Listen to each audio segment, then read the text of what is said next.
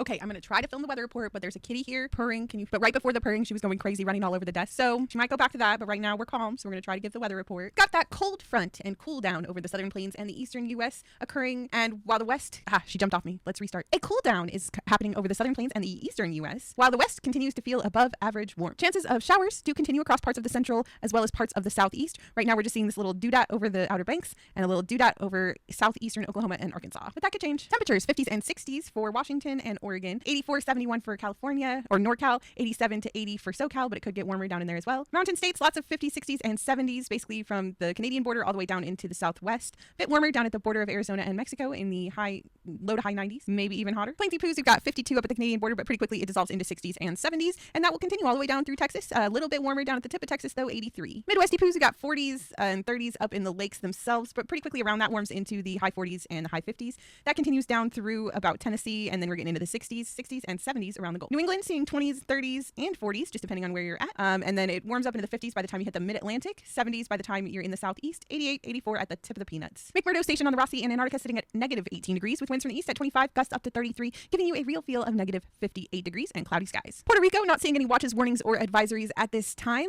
One tiny spot of flood warning on the west coast towards the north. Aguadilla, where it's near on the map. Some of the hazards are expected to continue and worsen for Monday, so we will keep an eye on that. But as far as right now goes, looks like the weekend might be okay. High temperatures today for the islands. We've got 82 to 83 on the north coast, 80 on the east coast, 84 in the south, 85 in the west, 85 for most of the U.S. Virgin Islands, 81 out at St. Croix. Alaska, I don't see a lot going on the map.